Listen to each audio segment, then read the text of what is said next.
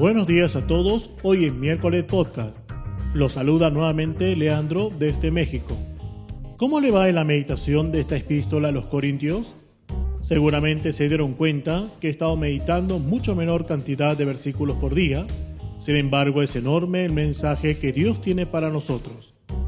Hoy toca el pasaje del capítulo 5, versículos 9 al 13, y nos estará compartiendo nuestra hermana Agustina Han, y como siempre, iniciará con la lectura del pasaje y luego una breve reflexión. Deseando que Dios ponga palabra en su vida, dejamos el lugar a nuestra hermana.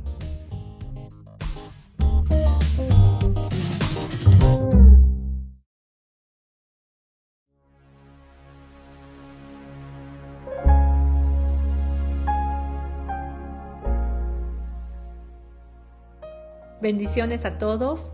Es un honor poder compartir este tiempo con cada uno de ustedes. Vamos a hacer la lectura en la traducción Nueva Traducción Viviente de Primera Epístola a los Corintios, capítulo 5, versículos 9 al 13. Cuando les escribí anteriormente, les dije que no se relacionaran con personas que se entregan al pecado sexual, pero no me refería a los incrédulos que se entregan al pecado sexual o son avaros o estafadores o rinden culto a ídolos. Uno tendría que salir de este mundo para evitar gente como esa. Lo que quise decir es, no se relacionen con ninguno que afirma ser creyente y aún así se entrega al pecado sexual o es avaro o rinde culto a ídolos o insulta o es borracho o estafador. Ni siquiera coman con esa gente. No es mi deber juzgar a los de afuera, pero sí es responsabilidad de ustedes juzgar a los que son de la iglesia y están en pecado. Dios juzgará a los de afuera, pero como dicen las Escrituras, quiten al malvado de entre ustedes.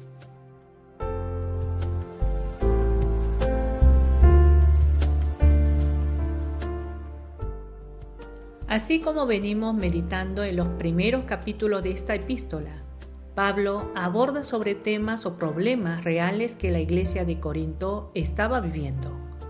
En este capítulo 5, también menciona sobre los problemas reales de estos primeros cristianos.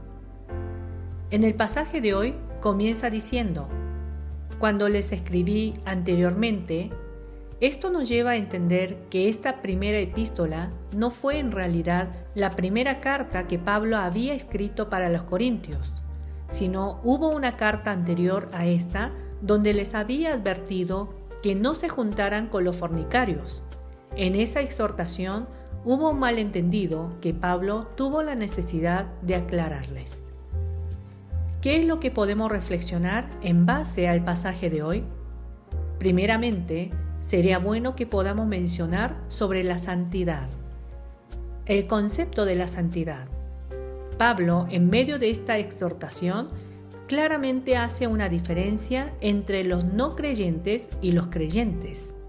Debemos recordar que los cristianos son aquellos que fueron santificados en Cristo Jesús, llamados a ser santos, así como nos dice en el capítulo 1, versículo 2. Es importante que recordemos esta identidad que Dios ha dado a su iglesia.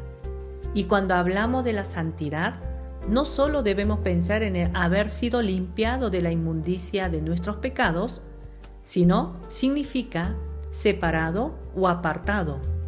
¿Apartado de dónde? Apartado del mundo para Dios. Pero al parecer, así como podemos leer en el pasaje de hoy, dentro de la iglesia de Corinto, había personas que llevaban la misma vida de aquellas personas que están en el mundo. Es por esta razón, Pablo les amonesta diciendo que no deben tolerar a aquellos que se dicen ser cristianos y no muestran con su vida esa nueva identidad. Un ejemplo muy claro ya vimos el día de ayer, en los primeros versículos de este mismo capítulo. Un creyente, entre comillas, que aún habiendo cometido un pecado que ni siquiera los paganos hacen, seguía formando parte de la comunidad de creyentes en Corinto. ¿No es de asombrarse esto? Pero si nos ponemos a pensar, quizás estas clases de personas también pueden ser los que sirven activamente en las iglesias, los que lideran algún ministerio. por más importante lugar esté ocupando estas personas, Pablo dice firmemente que no pueden ser parte de la comunidad de creyentes. Recordando nuevamente el pasaje de hoy, los corintios, siguiendo las enseñanzas de Pablo en la carta anterior, se apartaban de las personas del mundo a causa de sus pecados, porque eran fornicarios, idólatras o ladrón. Pero en realidad estaban permitiendo que dentro de la iglesia estén los que viven con los mismos pecados llamándose cristianos. Qué triste realidad la de los corintios. Ahora, ¿por qué es tan tajante Pablo con aquellos malvados, perversos, diciéndole a la iglesia que quiten de entre ellos? Porque son factores que contaminan a la congregación de los santos. Así como dice en el versículo 6, esa poca levadura leuda toda la masa. Me gustaría que recordemos de una historia del Antiguo Testamento en el libro de Números, capítulo 11. Es cuando Israel había sido rescatado de la esclavitud egipcia y fue guiado por Dios a través del desierto para ser llevado a la tierra de Canaán. Veamos lo que sucede en el desierto. En el versículo 1 al 7 lo leo en Nueva Traducción Viviente. Poco después, el pueblo comenzó a quejarse de las privaciones que enfrentaba y el Señor oyó todo lo que decían. Entonces el enojo del Señor se encendió contra ellos y envió un fuego que ardió entre ellos y destruyó a algunos en las afueras del campamento. Así que el pueblo pidió ayuda a gritos a Moisés y cuando él oró al Señor, el fuego se apagó. Después, ese lugar fue conocido como Taberá, que significa el lugar del fuego que arde, porque el fuego del Señor ardió allí entre ellos. Pongamos atención en este siguiente versículo. Entonces la gentuza extranjera que viajaba con los israelitas comenzó a tener fuertes antojos por las cosas buenas de Egipto, y el pueblo de Israel también comenzó a quejarse. «Oh, si tuviéramos un poco de carne», exclamaban. «¿Cómo nos acordamos del pescado que comíamos gratis en Egipto y teníamos todos los pepinos, los melones, los puerros, las cebollas y los ajos que queríamos? Pero ahora lo único que vemos es este maná. Hasta hemos perdido el apetito».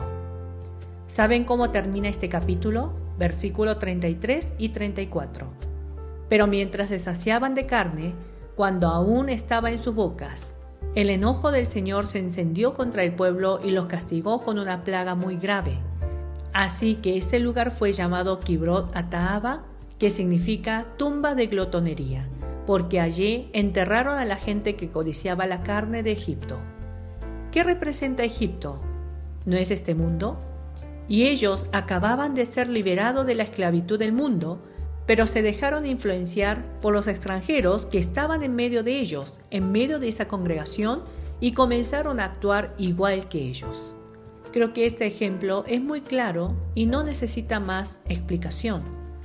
Podemos entender el sentir de Pablo viendo y escuchando las noticias de lo que estaba sucediendo en la iglesia de Corinto. Entonces, mencionemos algunos puntos de aplicación para nuestras vidas el día de hoy. Primeramente, me gustaría que lo pensemos en el ámbito personal. ¿Estoy llevando una vida apartada del mundo, apartada del pecado? ¿Todavía sigue presente en mí como ser el pecado de la fornicación, avaricia, un deseo intenso de querer alcanzar lo que deseo, cueste lo que cueste, idolatría, maledicencia, borrachería, robo? No estaré tolerando los pecados que hay en mí, tratando de aplacar la culpa con la asistencia a la iglesia, con ofrendas y servicios. Pablo hoy nos manda a tomar una actitud activa diciendo: quiten de en medio de ustedes. Pensemos específicamente qué es lo que debemos quitar de nuestras vidas. En segundo lugar, pensemos en el ámbito eclesiástico. ¿Hay en nuestra congregación estas clases de personas que se dicen ser cristianos y viven cometiendo graves pecados? ¿Qué es lo que debe hacer la iglesia respecto a ellos? ¿Qué nos dice la Biblia sobre la responsabilidad de la iglesia hacia aquellas personas? ¿Cómo se podría aplicar el día de hoy? Por último, les invito a que reflexionen si la iglesia está tolerando a aquellas personas y, más allá de esto, Si está permitiendo que estén tomando el liderazgo de la iglesia, ¿cuál será el motivo de cerrar los ojos ante esta situación? Quizás usted no tenga la posibilidad de tomar alguna decisión al respecto, pero podemos aprovechar esta oportunidad para poder orar por nuestra congregación con un corazón contrito y humillado. Que el Señor les bendiga.